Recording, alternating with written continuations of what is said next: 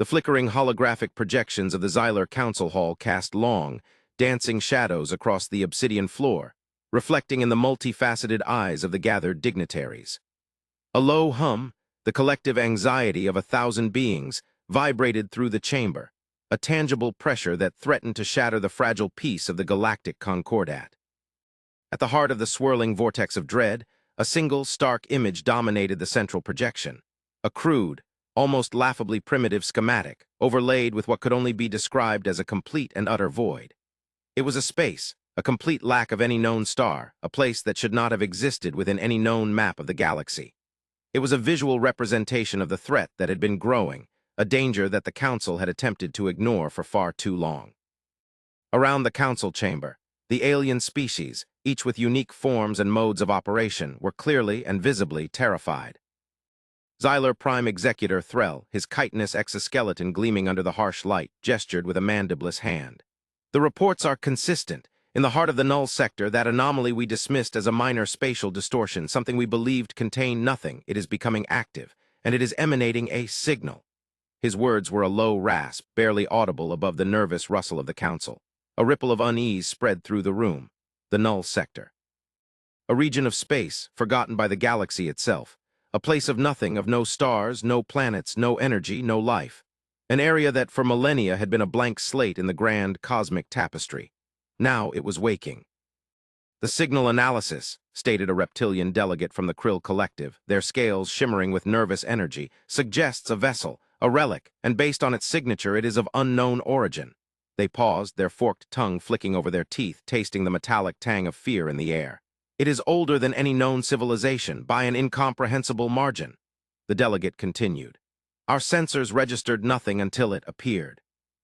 It is as if this vessel materialized out of nothingness.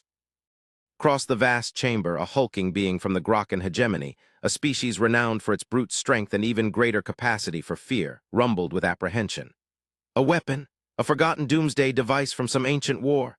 His voice, a deep, resonant growl, echoed through the chamber, amplifying the anxiety that had settled over the gathering. What other explanation could there be? Some power, some threat that we had all forgotten. The Executor Threll shook his head, his multifaceted eyes swiveling to encompass the entire Council. The initial scans revealed discrepancies, anomalies that defy known physics. The energy signature is unlike anything we have ever encountered. And the core technology, its architecture, it doesn't align with anything in our database. He hesitated, his mandibles clicking softly. The scans also indicate the presence of life contained within. A collective gasp went through the Council. Life. The implication was profound, deeply unsettling. The potential implications of the vessel were terrifying, given the technology. Something this old, this powerful, could only spell out disaster. Life, the Krill delegate hissed, their eyes narrowing. Within a vessel that predates the very formation of the Concordat, this is madness. What kind of species could possibly endure such a passage of time? What would they even be after? The Grokkan delegate slammed a massive fist upon the armrest of his chair, the sound reverberating through the chamber. If they are hostile, they could wipe us out. No weapon we have would even register against such a craft. He paused, his expression turning to grim calculation. We have to neutralize it before it becomes a threat. Threll raised a hand, attempting to quell the rising panic. We must proceed with caution. We know nothing of their intentions. We must consider the implications of their potential power. A first contact must be handled with care. But the atmosphere within the Council Hall was already spiraling downwards. Fear, paranoia, and the ever-present shadow of self-preservation had taken root. The very fabric of galactic diplomacy was fraying. The possibility of war, the unthinkable prospect of extinction, hung over them like a shroud. The silent, empty void had birthed a nightmare, a cosmic enigma that had suddenly burst into existence. But what do we do? The Krill delegate asked, the words a desperate plea. We know nothing.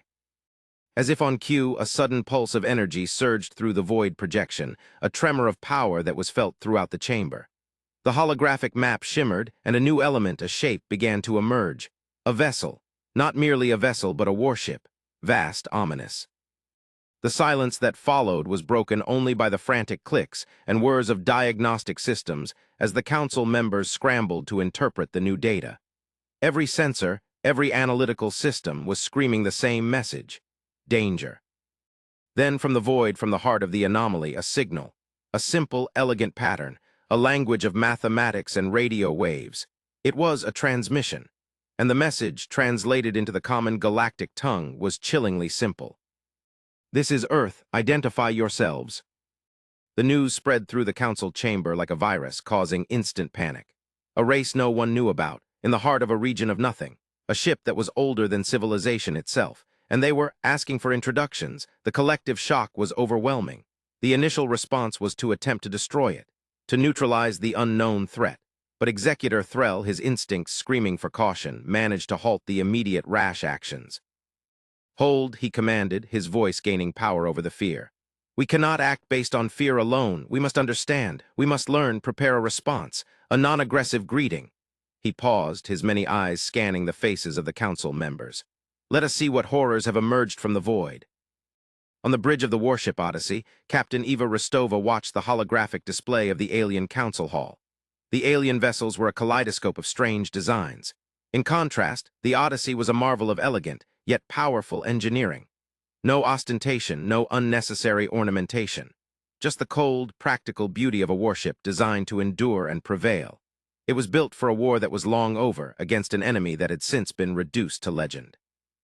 A war that humanity had somehow, miraculously, won. "Sensors," Rostova said, her voice calm and steady, "analyze their responses. Are they hostile?" "Negative, Captain," a young ensign replied. "They appear confused, but not aggressive. They seem to be attempting to decipher our language protocols." Rostova nodded, her gaze fixed on the alien council hall.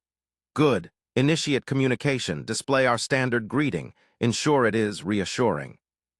The image of the Earth, a blue and green marble, appeared on the holographic display, accompanied by a soothing, carefully modulated musical sequence. The universal symbols of peace, an open hand, a welcoming smile. "They are responding, Captain," the ensign said, his voice laced with a mixture of wonder and awe. "They are sending their own transmission." The alien signal reached the bridge.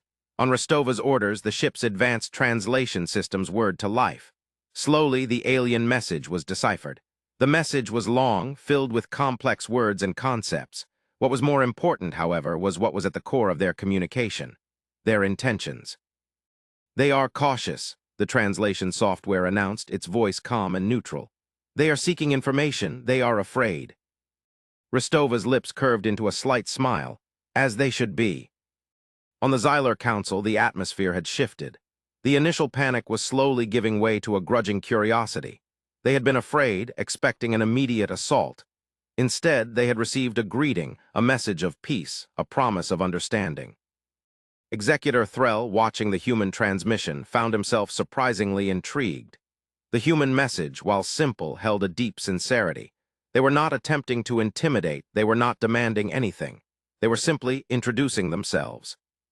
"It is a calculated risk," the Krill delegate stated, trying to suppress the lingering fear. "To learn more about the vessel, the species within, to know if they are a potential ally or foe, we have no choice but to engage." Threll nodded, accepting the inevitable. "Prepare a formal response. Offer them an invitation to the council. We will learn more together." When the Odyssey received the invitation, Rostova smiled. "They're willing to talk. Good, prepare a delegation. We must show them who we are." The bridge crew worked in perfect harmony, a testament to decades of training. The ship's systems hummed with energy as they prepared for the first contact. In time, the designated away team, led by Rostova herself, stepped into a shimmering teleporter, and they vanished in a burst of light. They materialized within the Xylar Council Hall, the air thick with tension and anticipation. The council members were vast, and the Odyssey crew seemed small in comparison. Yet, as Rostova and her team stood before the council, they radiated a calm, unwavering confidence. They were not arrogant, nor did they show any fear. They simply stood and they waited. Rostova stepped forward, her voice clear and strong.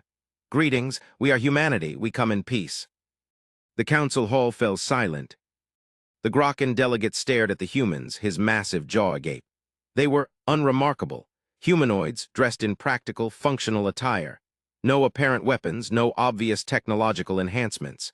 They stood there with an air of absolute calm, in the face of an assembly that had the power to reduce them to stardust. "Humanity," Threll echoed, his voice careful, a species previously unknown to us. He gestured to the delegation. We welcome you within the walls of the Galactic Concordat.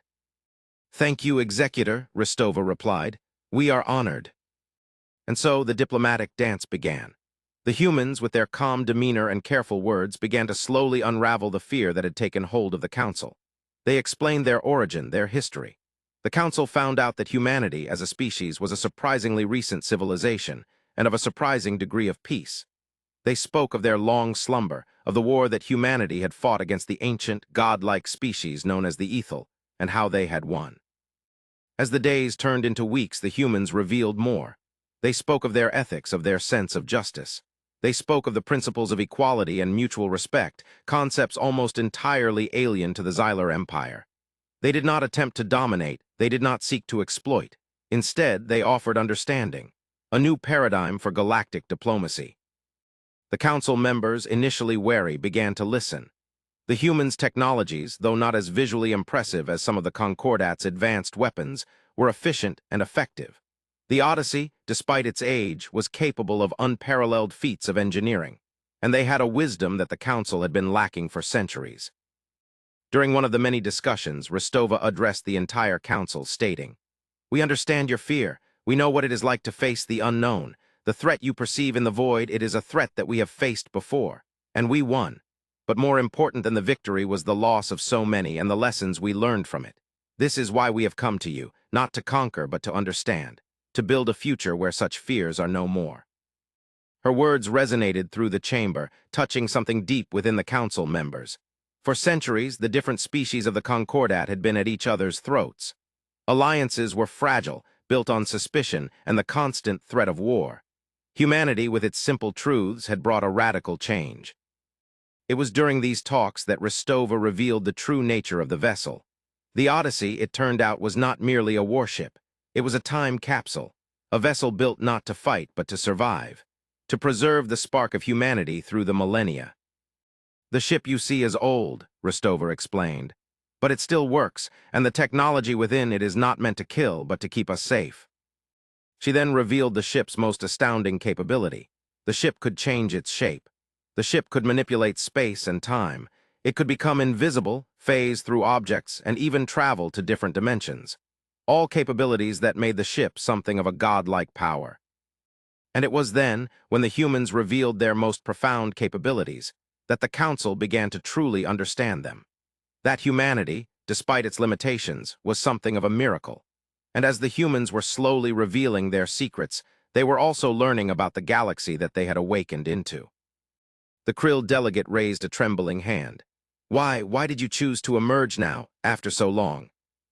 Ristova paused. We were waiting for the right time, for a time when understanding could prevail over fear.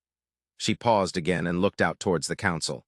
We knew we would not be alone forever, and we knew that one day we would be needed. As the days passed and the trust grew, humanity and the Concordat forged an alliance, an unprecedented bond between species. Together they would face the unknown. That was when the first tremors began. The star systems near the null sector went dark. Entire civilizations vanished without a trace. The threat had begun. The Council and the humans were in a crisis meeting. Every piece of information was scrutinized. What was it that caused these star systems to go dark? The answer could only be given by the humans, and it became clear that this was another ancient enemy. The Ethel, Ristova said, her voice grim. They're back. A wave of dread washed over the Council. The Ethel, the ancient enemy of humanity, a species of unimaginable power and godlike abilities, a species that the humans had managed to defeat eons ago. They never truly died, she explained.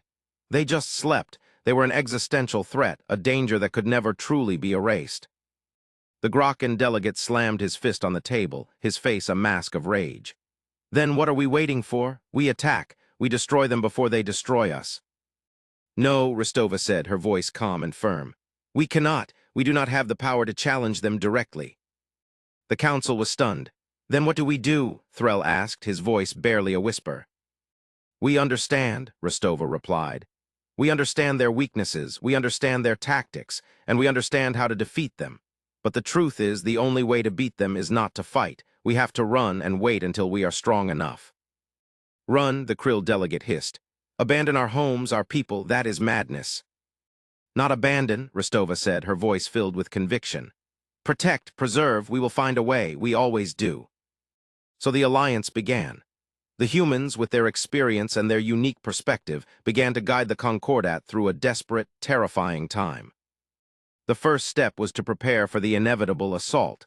The Odyssey, with its unique abilities, was sent on a reconnaissance mission. The ship once again vanished into the void. During the mission, they were able to find that the Ethel were coming, but they were not alone. Behind them came many other entities, a cosmic empire, something that the galaxy had never seen. When the Odyssey returned, Rostova presented the Council with a plan. A risky plan, a plan that required the full cooperation of the Alliance. We cannot fight them, she said. Not directly, but we can disrupt them. We can force them to face us on our terms. We can make the galaxy a place where they will not feel safe. The plan involved the use of the Odyssey's unique capabilities to create a massive disruption field, a zone of temporal distortion that would hinder the Ethel's movements. This would buy the Concordat time to prepare for the inevitable conflict. The plan was audacious, dangerous, and required the utmost secrecy. The Council, after a tense debate, agreed to the plan. They were placing their trust in humanity, a species they had barely known. As the Alliance worked, they began to see the true power of humanity. With them came logic, technology, wisdom, and an unwavering commitment to ethics. The plan went smoothly, and the Alliance was able to force the cosmic empire of the Ethel to fight on their terms. The Odyssey once again disappeared. A month later, the first Ethel ships entered the Concordat space. Immense, sleek, and radiating an energy that seemed to warp space itself. But what met them was not what they expected. The Alliance's fleets, smaller but more agile, harried and evaded the Ethel's forces. Their attacks were not meant to destroy, but to disrupt, to slow, to force them to fight. In the void, the Odyssey struck. With a burst of energy, the ship began to generate the temporal distortion. The Ethel ships, caught in the field, began to falter. Their movements slowed. Their weapons became unreliable. Their power, once so absolute, became fragile. The Ethel, enraged, began to pour all of its forces into the Alliance's territory. But the Alliance was ready. They moved back, drawing the Ethel into a carefully constructed trap. The trap, a massive network of interconnected black holes, was the core of the humans' plan. The Ethel's ships, once they passed through this gate, were never able to be found again. They were gone, vanished.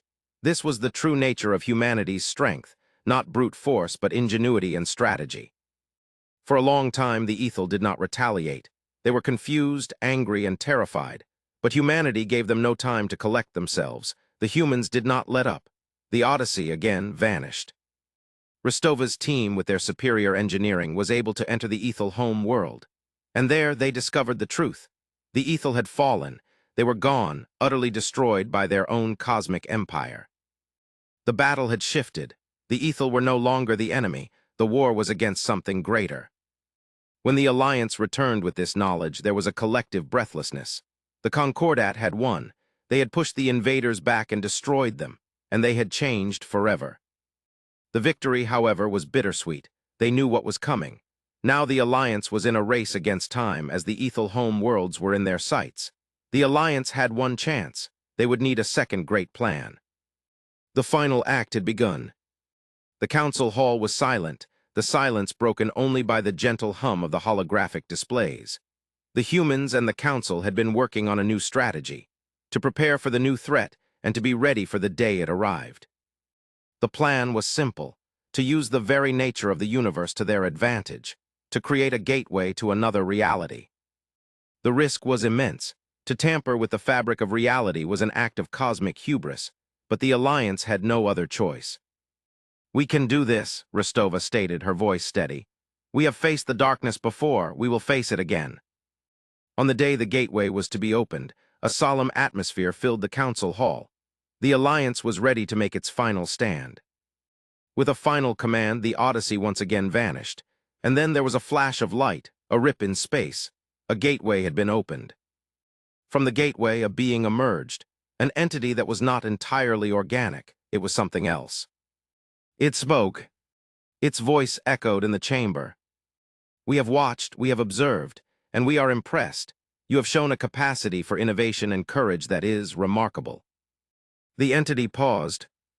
"We are the architects. We are the ones who built this universe, and we have been watching you." The silence that followed was broken by a collective gasp from the council. The architects, the beings who were said to have created everything. "You have passed the test," the entity continued.